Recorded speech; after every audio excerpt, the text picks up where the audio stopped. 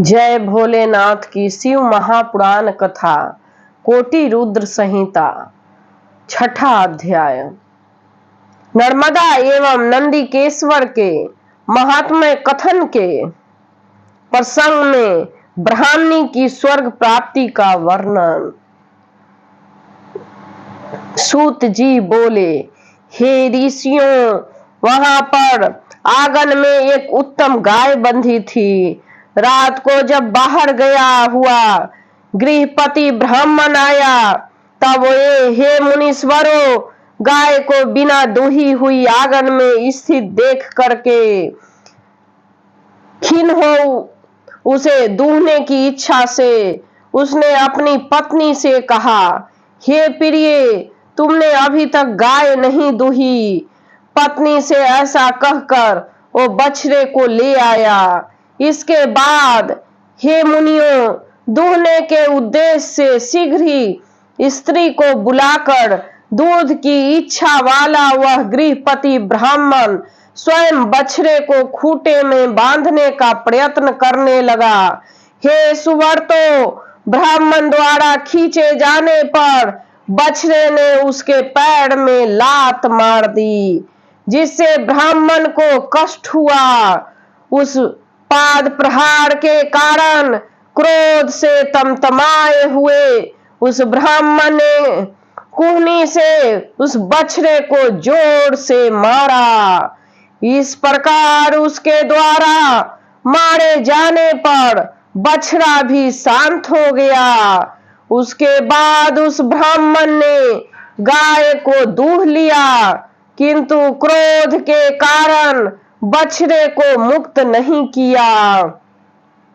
वह गाय अपने बछड़े को प्रीति पूर्वक दूध पिलाने के लिए महान रुदन करने लगी। तब उसका रुदन देखकर बछड़े ने यह वाक्य कहा। बछड़ा बोला, हे माता, तुम क्यों रो रही हो? तुम्हें कौन सा दुख आ पहुंचा? उसे प्रेम पूर्वक मुझे बताओ। यह सुनकर गाय बोली, हे पुत्र, मेरा दुख सुनो, मैं उसे कह नहीं सकती। इस दुष्ट ने तुमको मारा है, इससे मुझे भी बहुत दुख हुआ है। सूत जी बोले, अपनी माता की बात सुनकर प्रारब्ध से संतुष्ट उस बछड़े ने अपनी माता को समझाते हुए कहा, हे माता, क्या किया जाए और कहाँ जाया जाए, क्योंकि हम सभी कर्म के बंधन में बंधे हुए हैं। इसलिए पूर्व में जैसा कर्म किया गया है वही इस समय भोगना पड़ रहा है। प्राणी हंसते हुए तो कर्म करता है और रोते हुए उसका फल भोगता है। हंसते हुए कर्म करता है और रोते हुए फल भोगता है। कोई किसी को ना सुख देने वाला है और ना ही किसी को कोई दुख देने वाला है। कोई दूसरा सुख और दुख देने वाला है, यह दुर्बुद्धि मानी गई है। मैं ही करता हूँ, यह मिथ्या ज्ञान कहा जाता है। प्राणी को अपने कर्मों से दुख होता है और उसी कर्म से सुख भी होता है। इसलिए कर्म की पूजा होती है। सब कुछ कर्म में ही स्थित है। बछड़े अपने गाय माता से समझा के कह रहा है कि कर्म का ही भोग भोगना होता है। हे माता, तुम, मैं और ये जीव आदि जो भी है वे सब कर्म से बंधे हुए हैं। इसलिए तुम किसी प्रकार का सोच मत करो। सूत जी बोले, इस प्रकार अपने पुत्र के ज्ञान पूर्ण वचन को सुनकर पुत्र शोक से युक्त एवं दुखित उस गाय ने यह कहा। गाय बोली, हे वत्स, मैं सब जानती हूँ कि सभी प्राणी कर्म के अधीन है, किंतु मोह से ग्रस्त होने के कारण मैं बारंबार दुख प्राप्त कर रही हूँ। मैंने तुम्हारी ममतावश बहुत रुदन भी किया, किंतु तब भी दुख शांत नहीं हो रहा है। तब यह बात सुनकर बछड़े ने माता से कहा। बछड़ा बोला, यदि तुम ऐसा जानती हो तो फिर रोना कैसा? कुछ भी करके उसका भोग करना ही पड़ता है, अतः अब दुख छोड़ो। सूत जी बोले। पुत्र की यह बात सुनकर उसकी माता बहुत दुखित हुई। इसके बाद लंबी सांस लेकर गाय ने बछड़े से यह वचन कहा। गाय बोली, हे पुत्र, मेरा दुख तो तभी दूर होगा जब वैसा ही दुख इस ब्राह्मण को भी होगा। यह मैं सत्य कह रही हूँ। हे पुत्र, मैं प्रातः काल उसे अवश्य ही दोनों सिंहों से मारूंगी और तब घायल होने पर इसके प्राण अवश्य छूट जाएंगे, इसमें संशय नहीं है। बछड़ा बोला, हे माता, तुम पूर्व जन्म में जो कर्म किया है उसका फल इस समय भोग रही हो।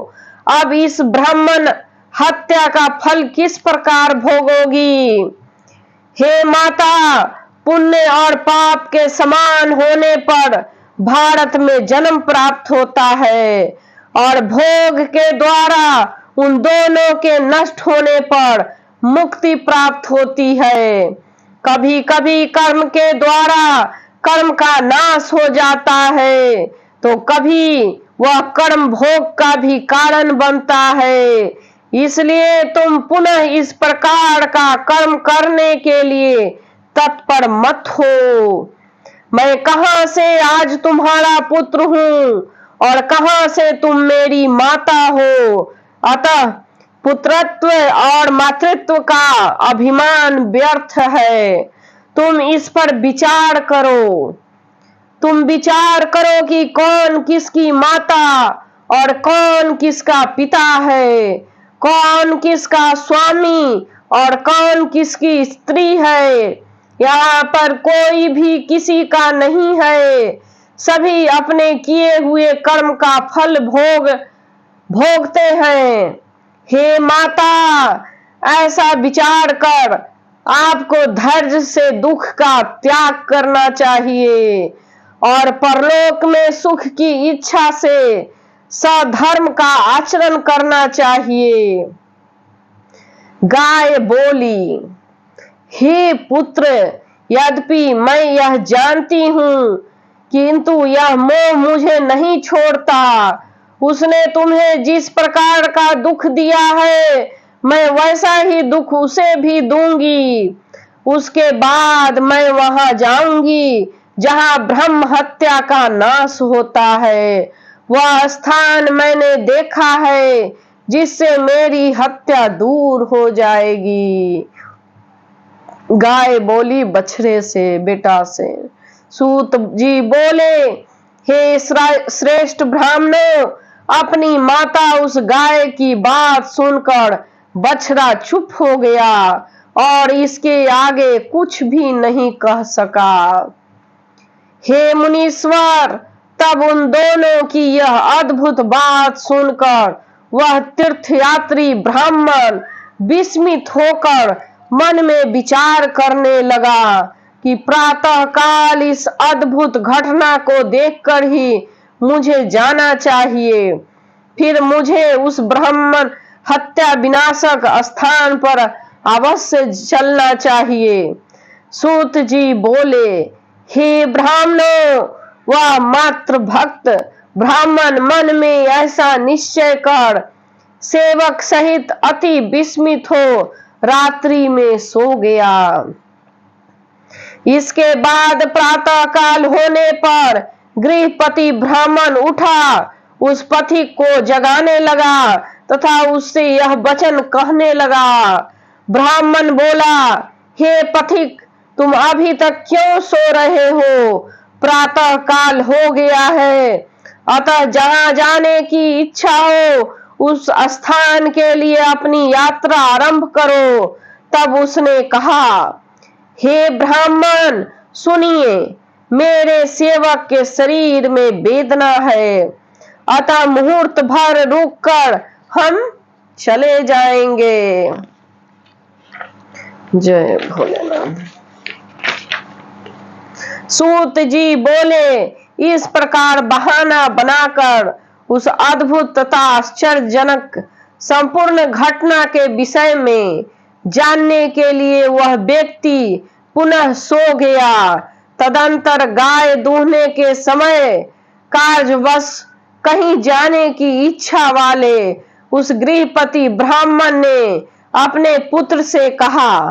पिता बोला, हे पुत्र, मैं कार्यवश फिर कहीं अन्यत्र जा रहा हूँ, तुम सावधानी पूर्वक अपनी इस गाय को दूह लेना। सूत जी बोले, हे महर्षियों, ऐसा कहकर वह ब्राह्मण श्रेष्ठ कहीं चला गया। फिर पुत्र उठा और उसने बछड़े को खोला। उसी समय उसकी माता गाय दूहने के लिए स्वयं आई। तब ब्राह्मण पुत्र कोहनी से मारे जाने के कारण दुखी बछड़े को दूध की इच्छा से बांधने के लिए जब गाय के पास ले गया, तब गाय क्रोध से भरकर उसे सींग से मारने लगी। तब मर्म स्थान में चोट खाया हुआ वह मूर्छित होकर गिर पड़ा। उसी समय सब लोग एकत्रित हो गए। गाय ने बालक को मार डाला। जल लाओ, जल लाओ, इस प्रकार कहते हुए वे जहां उसके पिता आदि थे वहां पहुंचे। जब तक उसे बचाने का प्रयत्न किया गया, इतने में वह बालक मर गया। बालक के मर जाने पर वहां हाहाकार मच गया। उसकी माता दुखी हो उठी और बारंबार रोने लगी। अब मैं क्या करूं, कहां जाऊं, कौन मेरे दुख को दूर करेगा? इस प्रकार विलाप करके उसने गाय को मारकर उसका बंधन खोल दिया। श्वेत वर्ण की वह गाय ब्रह्म हत्या के पाप से श्याम वर्ण हो गई। सभी लोग आपस में जोर जोर से कहने लगे, देखिए यह कैसा आश्चर्य है। तब यात्री ब्राह्मण यह आश्चर्य देखकर चल दिया। वह गाय जहां गई वहीं उसके पीछे वह ब्राह्मण भी गया। वह गाय अपनी पूंछ ऊपर उठाए शीघ्र ही नर्मदा नदी के ओर आकर इन नंदीकेश्वर के निकट नर्मदा नदी के जल में 3 बार अवगाहन करके पुनः श्वेत वर्ण हो गई। फिर वह जैसे आई थी वैसे चली गई। इसे ब्राह्मण आश्चर्यचकित हो गया। वह बोला, अहो, ब्रह्म हत्या का नाश करने वाला यह तीर्थ परम धन्य है। तब स्वयं उस ब्राह्मण के सेवक के साथ वहीं स्नान किया। स्नान करके उस नदी की प्रशंसा करते हुए वे दोनों चल दिए। इसके बाद मार्ग में आभूषण से भूषित कोई सुंदरी स्त्री उन्हें मिली। उसने पूछा, हे पथिक, आप चकित होकर कहां जा रहे हो? हे विप्रवर, छल त्याग कर आप मेरे सामने सत्य सत्य कहिए। सूत जी बोले, उस स्त्री की बात सुनकर ब्राह्मण ने सारी घटना यथार्थ रूप से बता दी। फिर स्त्री ने उस ब्राह्मण से कहा, तुम यहाँ रुको। तब उसकी बात सुनकर वह ब्राह्मण रुक गया और विनम्र होकर बोला, तुम क्या कहती हो, मुझे यह बताओ। तब वह पुनः बोली, तुमने जिस स्थल को अभी देखा है वही अपनी माता की अस्थियों को विसर्जित कर दो, अन्यत्र क्यों जाते हो हे पथिक श्रेष्ठ। ऐसा करने से तुम्हारी माता साक्षात दिव्य तथा उत्तम शरीर धारण कर शीघ्र ही शिव के कृपा से सदगति को प्राप्त कर लेगी। हे ब्राह्मण श्रेष्ठ, वैशाख मास में शुक्ल पक्ष की सप्तमी के शुभ अवसर में यहाँ सर्वदा गंगा जी आती हैं। आज ही वो सप्तमी तिथि है और वह गंगा मैं ही हूँ तथा वहीं जा रही हूँ। हे मुनीश्वरों, यह कहकर स्त्री रूप धारी वे गंगा जी अंतर ध्यान हो गईं। इसके बाद उस ब्राह्मण ने भी लौटकर माता की आधी ही अस्थियों को अपने वस्त्र से ज्यों ही उस तीर्थ में विसर्जित किया, तभी एक विचित्र दृश्य उपस्थित हो गया। जय भोलेनाथ। उसके दिव्य शरीर धारण की हुई अपनी माता को देखा। माता ने उससे कहा, हे पुत्र, तुम धन्य हो, कृतकृत्य हो, तुमने अपने कुल को पवित्र कर दिया। तुम्हारे धन धान्य आयु एवं वंश की वृद्धि हो।